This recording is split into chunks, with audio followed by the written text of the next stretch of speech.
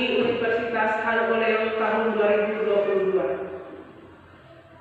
Assalamualaikum warahmatullahi wabarakatuh. Waalaikumsalam warahmatullahi wabarakatuh.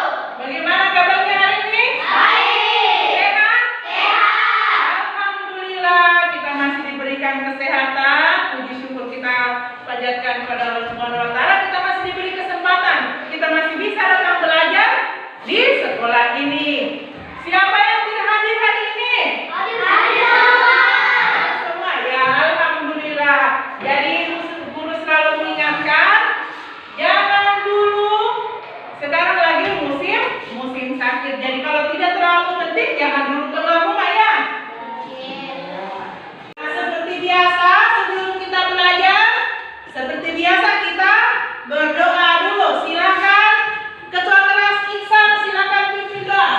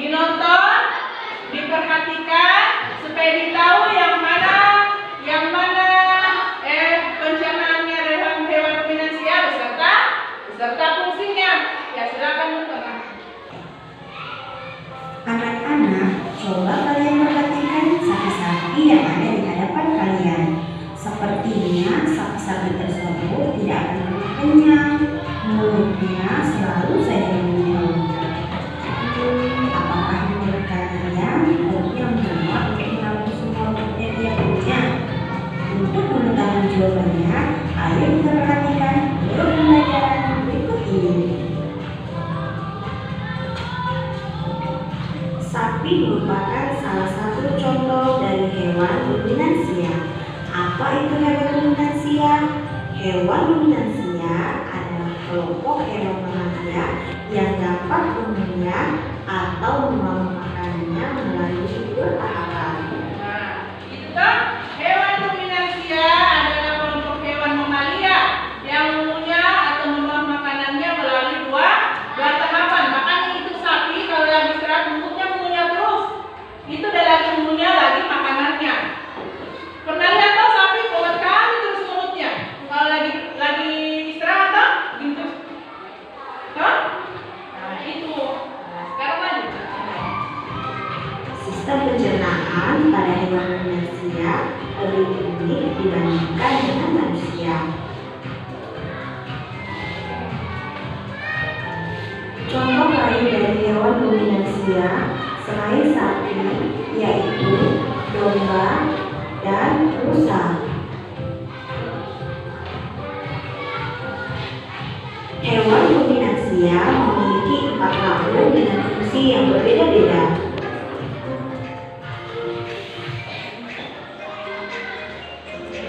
Ada 2 mikroba yang membantu hewan ruminansia dalam mencerna rumput, yaitu bakteri dan protozoa. Proses pencernaan makanan pada hewan ruminansia. Pertama, sapi mengunyah rumput di dalam mulut dengan bantuan gigi, lidah, dan saliva atau biasa disebut dengan air ludah. Gigi sapi dari hidungnya menuju lambung. Selanjutnya adalah saliva atau air ludah. Saliva adalah cairan atau enzim khusus yang dihasilkan oleh kelenjar khusus pada sapi yang kemudian disalurkan ke dalam lubang mulut.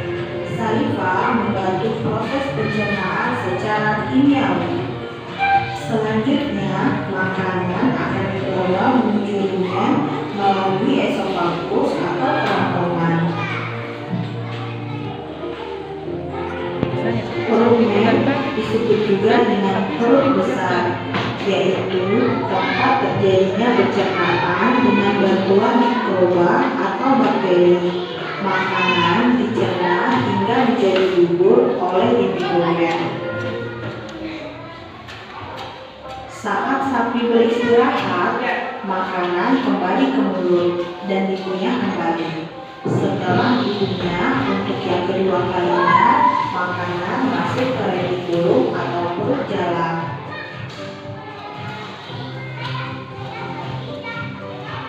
Retikulum atau perut jalan. Di dalam retikulum, makanan kembali mengalami proses fermentasi dengan bantuan bakteri anaerob dan protozoa. Di dalam bagian perut ini terjadi proses absorpsi dan penyaringan benda-benda asing yang masuk bersama makanan, sehingga tidak masuk ke omasum atau perut kita. Omasum atau perut kita.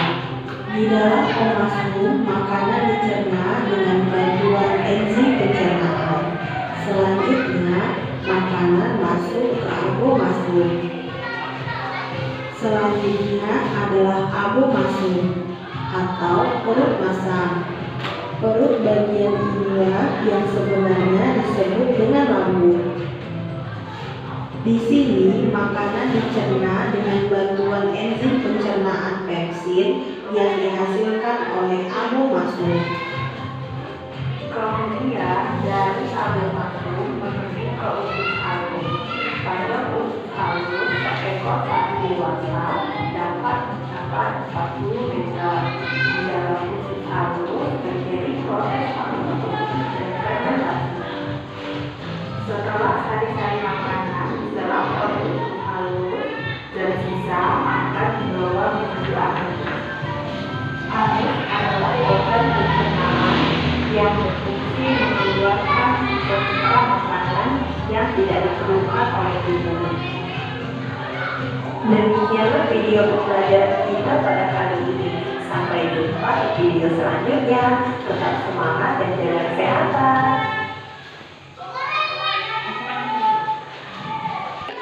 Ya, setelah menonton video yang tadi, yang sudah dinonton, toh, sudah dipahami?